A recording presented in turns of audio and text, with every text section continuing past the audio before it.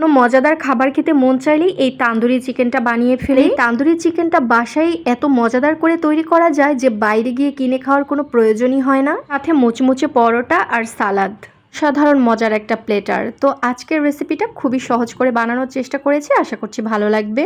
এখানে আমি অর্ধেকটা মুরগি নিয়েছি। তো প্রথমেই এই মাংসটা আমি একটু কাঁটা চামচে দিয়ে এভাবে ছিদ্র করে দিচ্ছি, এতে কিন্তু তেল মশলা খুব ভালোভাবে ঢুকে যাবে। কাঁটা চামচে দিয়েও করা যায়, আবার চাইলে ছুরির সাহায্যেও কিন্তু এভাবে করা যায়।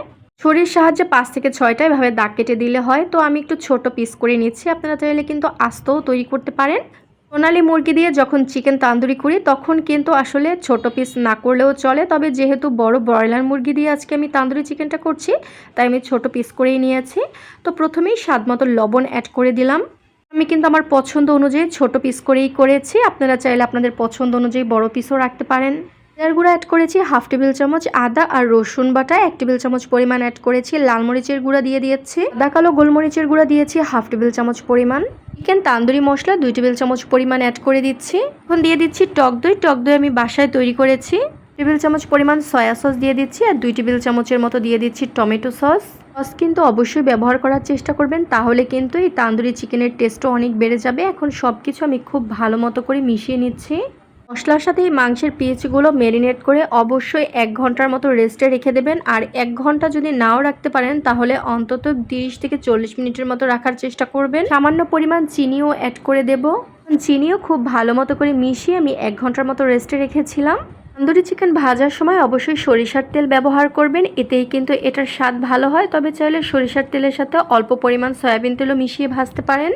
4 থেকে 5 মিনিটের মতো একটু ঢাকনা দিয়ে ফ্রাই করব, এতেই কিন্তু মাংসটা সিদ্ধ হয়ে যাবে। দেখুন অল্প পরিমাণে পানি বের হয়েছে, এর মধ্যেই এখন ফ্রাই করে নিয়েছি। তো উল্টে পাল্টে দিচ্ছি, দেখুন অনেকটা কিন্তু কালার চেঞ্জ হয়ে গেছে। তান্দুরি চিকেনগুলো ফ্রাই করার জন্য কিন্তু বেশি তেলের কোনো প্রয়োজন নেই, দেখতেই তো পাচ্ছেন অনেক বেশি ইয়ামি হয়েছে। তো একটা একটা করে আমি তুলে নিচ্ছি। ঢাকনা দিয়ে ঢেকে দেওয়ার পরে যে এক্সট্রা পানিটা বের হয়েছিল, পানিটা শুকিয়ে যাওয়ার পরে কিন্তু অবশ্যই লো আঁচে ভেজে নেবেন। মাংসের যে অতিরিক্ত মশলাটা ছিল এই মশলাটাও কিন্তু তেলের মধ্যে কিছুক্ষণ নেড়ে ছেড়ে তারপরে তুলে নেব। এই মশলাটা দিয়ে খেতে কিন্তু ভীষণ মজার হয়।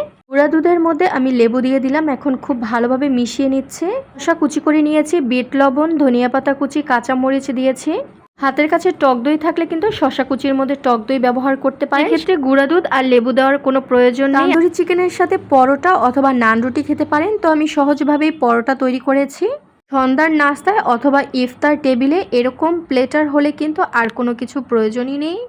পরিবারের ছোট বড় সবাই খেতে অনেক পছন্দ করবে। খুব সহজ পদ্ধতিতে তান্দুরি চিকেনের রেসিপিটা আপনাদের সাথে শেয়ার করার চেষ্টা করেছি, আশা করছি ভিডিওটি ভালো লেগেছে।